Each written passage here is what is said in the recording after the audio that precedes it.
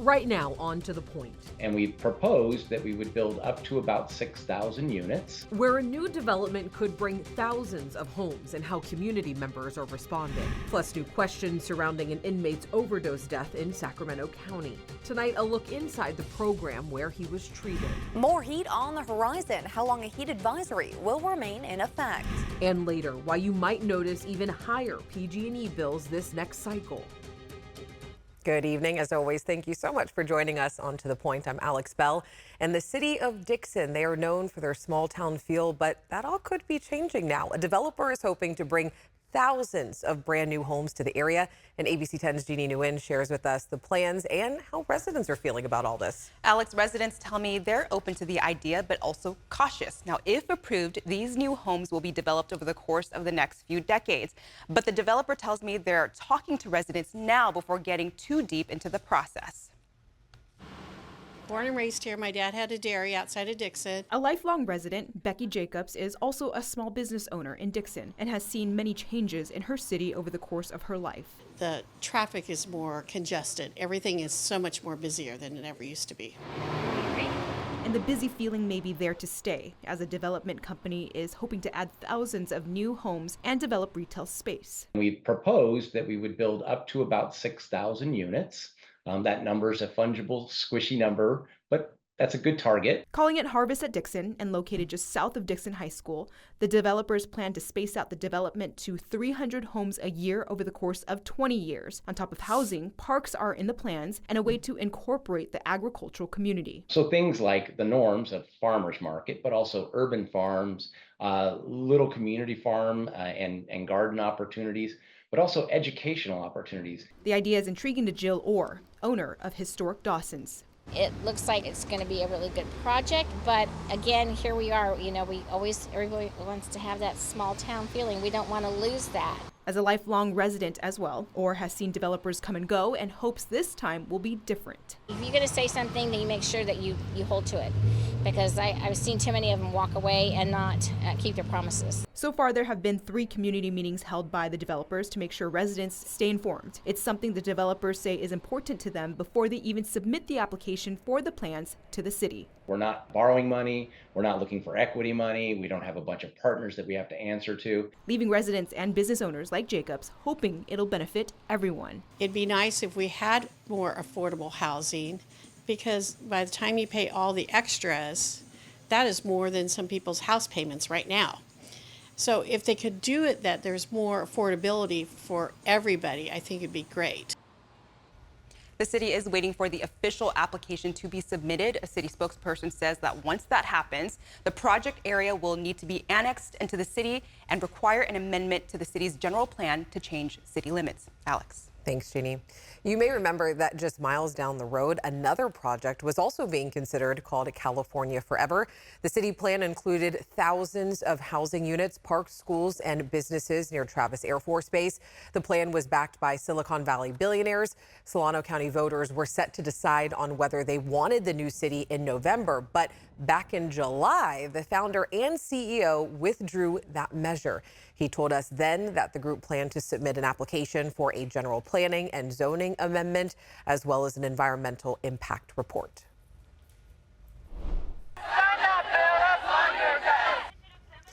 Today, dozens of college students from across the state rallied at the Capitol to urge Governor Gavin Newsom to sign a bill that could eliminate barriers for undocumented students. Assembly Bill 2586, or the Opportunity for All Act, calls for UC, CSU, and California community college systems to employ students for campus-based jobs regardless of their legal status. All that we're asking for is the right to apply. This policy will not grant us any federal immigration protections. It will not make us any more safer. It doesn't impact federal immigration policy at all.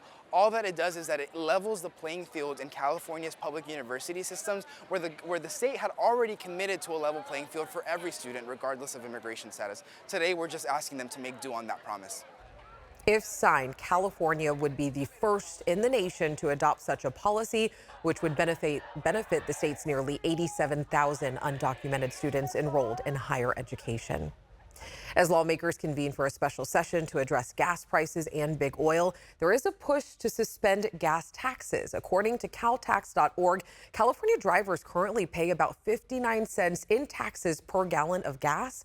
Assembly member Tom Lackey introduced AB 2 that could suspend the state gas tax for a year. It would also require that all savings based on the suspension be passed to the consumer, essentially stopping oil companies from backfilling the gas tax for profit. If passed, the bill could take effect immediately as an urgency statute. Governor Newsom responded to the proposed bill today on X, saying, quote, Traffic Tom's gas tax repeal bill would cost his district $1.7 billion in investments, put thousands of jobs at risk, and make traffic and potholes worse in Southern California. California's legislature has blocked previous attempts to suspend the gas tax. Tonight in the wildfire fight, the Bear Fire continues to burn in the Tahoe National Forest. CAL FIRE says it's grown to more than 3,300 acres. Surrounding Sierra County residents are under evacuations, and the fire, is at 0% containment. In other news, Citrus Heights Police and the ATF are asking for help tracking down this blue Toyota Camry they say is linked to a deadly house fire in Citrus Heights. The fire happened back on June 7th along Oak Grove Boulevard. Investigators say a body was found in the home after the fire was put out. Again, they are looking for a Toyota Camry. Take a look at your screen. The likely model year is 2002 to 2006, blue with chrome aftermarket rims. The ATF is offering a $5,000 reward for information, leading to an arrest. Tonight, we are learning more about the death of inmate Smiley Martin at the Sacramento County Jail. Martin was in jail charged in the 2022 K Street mass shooting. The coroner says that his official cause of death is a methadone overdose. ABC 10's Devin Truby went inside the county jail today and has more on this investigation. One of the accused gunmen in the Sacramento's 2022 K Street mass shooting will not stand trial. In June, Smiley Martin died at the Sacramento County Jail from a methadone overdose, according to the coroner. Methadone is a medication used to treat opioid addiction. It's a treatment that's only been in use at the jail for the last 5 years. It's all through adult correctional health. So again, they've got to be evaluated, and they're seen by medical staff, prescribed by a doctor. And then from there, they're issued that treatment. Sacramento Sheriff spokesperson Sergeant Amar Gandhi showed ABC 10 the male detox floor. So this is the area where male detoxers are held. According to the sheriff's office, Smiley Martin was found unconscious in his cell. Gandhi says an inmate does not have to be on the detox floor to receive methadone. Something that they can take within their normal housing unit. But again, the administration of that medication is supposed to be a little more intensive because, again, it takes some time for that dissolving strip to dissolve. It's got to be observed by that medical staff, verified that it has in fact dissolved, and they're returned back to that housing unit. Sergeant Gandhi and Smiley Martin's public defender Norman Dawson could not confirm if Martin was in the detox program because of HIPAA rules. The sheriff's office says how Martin accessed the methadone is still under investigation. Methadone is a narcotic, and Sergeant Gandhi says there's a market for narcotics in the jail. We have caught inmates that are, the slang term is cheeking pills and things like that. But I mean, there are measures in place. But again, these guys are creating a market for it. So again, just to give you an example, any drug that you find on the street has a value in here over 10 times that street value. Martin's former attorney tells ABC 10 he has been in contact with Martin's family, who has a lot of questions about how he died in custody. The Sacramento County Sheriff's Office says that they are waiting for the investigation to be completed before releasing any new details. We did reach out to the Correctional Health Services in charge of jail medical. They told us that they could not disclose information due to HIPAA laws. We still have a lot of news to get to, so stay with us, because after the break, another proposed rate hike for PG&E customers, how much your bill could jump. Triple digits in the valley with mid to upper 90s in the foothills. How long this heat will be sticking around. And later, rules released how the presidential candidates will be governed during next week's debate, plus where they stand on the economy.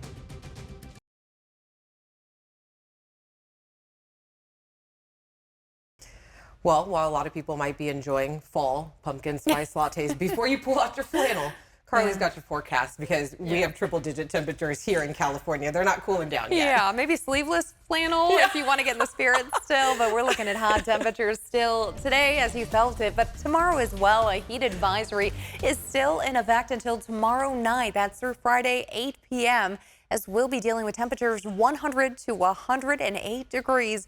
That's bringing on elevated fire concerns as the winds could be picking up mostly through those Sierra spots with Sierra thunderstorm chances also on the horizon for our Friday afternoon evening hours, about a 10 to 15% chance. We are looking at it mostly again in the zones of the Sierra. Could drop a little further down for foothill spots, but otherwise over into Nevada as well as what we're going to see with our potential for thunderstorms. But the heat advisory is in effect again till 8 p.m. That spans areas all the way up toward Redding to about the Grapevine, with excessive heat watches and warnings in place for Southern California. A high pressure system is in place, keeping us clear of any cool air. But luckily for us, we're going to see this weekend shifting toward the east, and right behind it, we do have a trough there hitting the jet stream as that low pressure system slowly moves closer to us into our weekend. We'll see a gradual cool down happening with temperatures in the mid to low 90s by Sunday. And then next week, we'll be looking at 80s. Winds will pick up through the Delta into your Friday afternoon. Some of the pickup happening into the high Sierra as well. But looking at Saturday, this is where we could see the potential for fire outbreaks or even fires that are already burning to even continue to burn or spread. So unfortunately, that is the bad news Saturday, with the winds picking up through the Sierra into your afternoon hours. If you have camping plans, just be alert, be aware, and have a plan, an escape route, as well as a to-go bag, a first aid kit, everything like that in your trunk. Now, as we look into our futurecast radar, we may even have a chance potentially to see that trough bringing in by Wednesday. A slight chance at this point in time for maybe even showers next week. So a really slight chance, but I wanted to bring that up, maybe hopeful for you as we move into fall. Over the next 3 days, triple digits, mid to low 90s by Sunday. And then we are looking at mid 90s turning to the 80s into next week and even into next weekend, Alex. All right, Carly, thank you. Next, on to the point, PG&E is proposing another rate hike. How much it could change and cost you when you see your bill next month. Plus, why hundreds of low-income and elderly families are at risk of losing important services.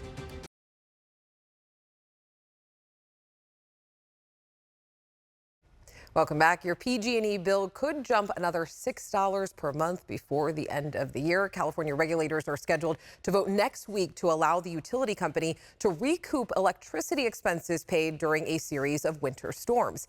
As Cornell Bernard explains, utility watchdog groups are fighting the increase, saying that ratepayers have had enough.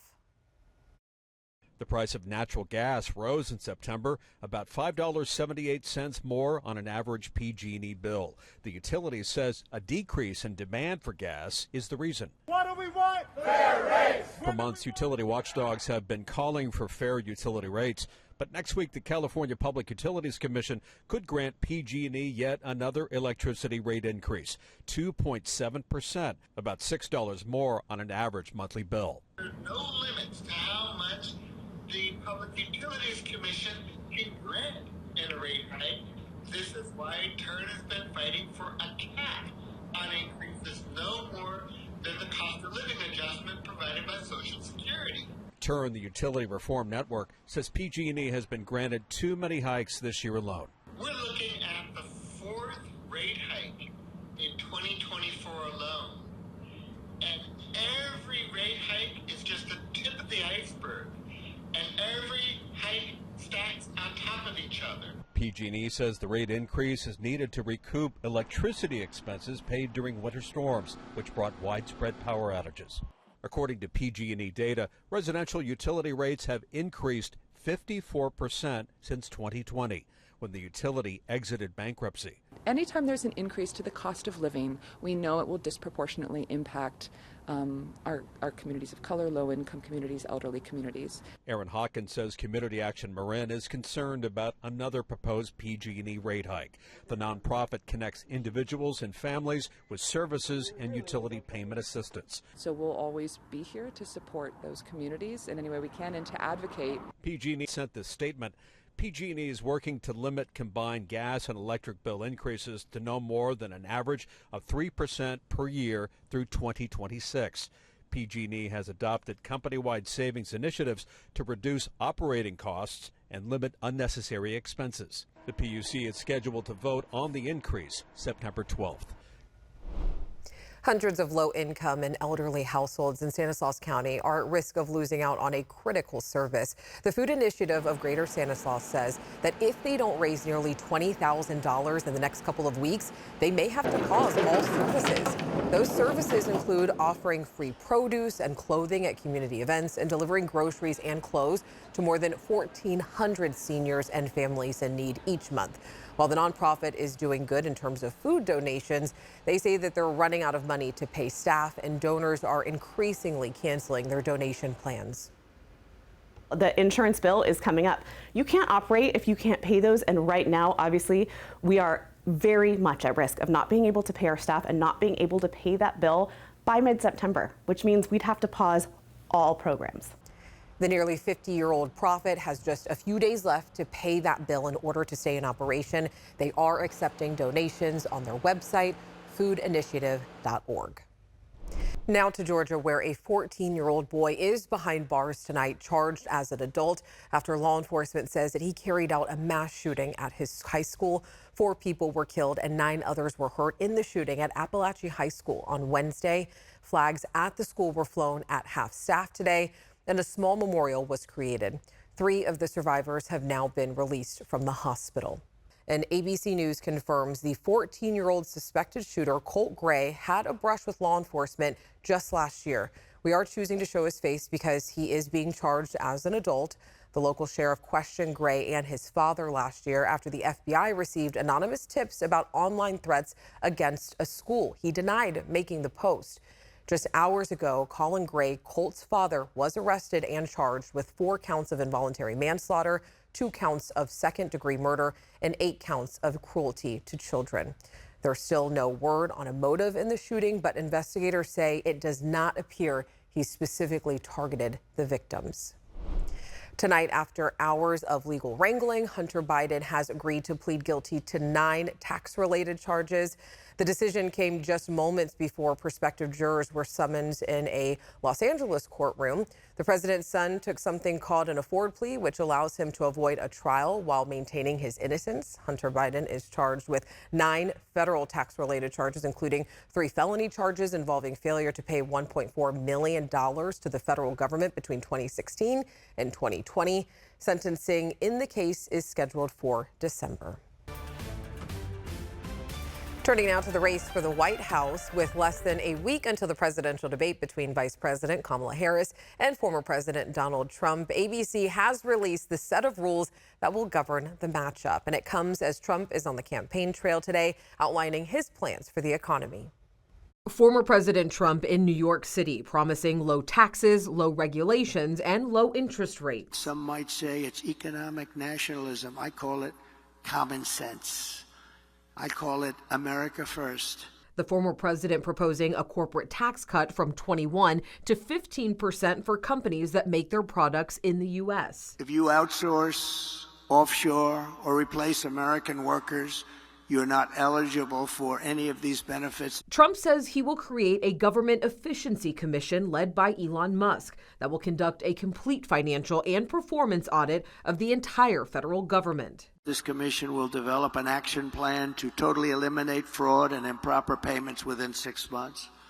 This will save trillions of dollars. Today, Trump's legal team in federal court in Washington, D.C., pleading not guilty for Trump in his election interference case. Special counsel Jack Smith revising the charges after the Supreme Court's ruling on presidential immunity for official acts. The judge saying she plans to issue a schedule for the case as soon as possible. The rules for the debate on ABC next Tuesday have been set. No opening statements, only closing remarks at the end. Microphones will be muted when it's not the candidate's turn to speak. Vice President Kamala Harris landing in Pittsburgh, Pennsylvania today to get ready for the debate. Harris outlining a part of her economic plan yesterday. We will lower the cost of starting a new business.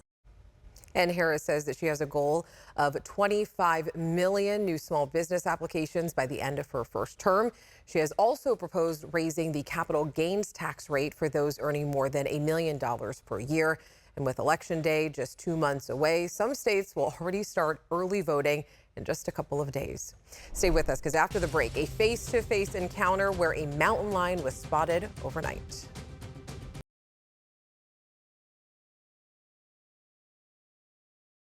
Tonight, an Auburn father of 3 is sharing his up-close encounter with a mountain lion in his backyard. Take a look at this. Around 4:45 Thursday morning, Brent Estes heard noises coming from his back patio area.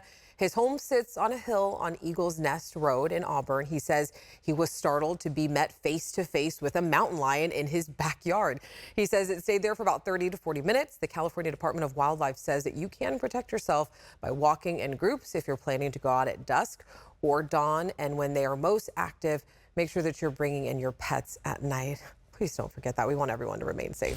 As always, thank you so much for watching and inviting us into your home. If you have something you think we should be looking into, reach out to me and the team.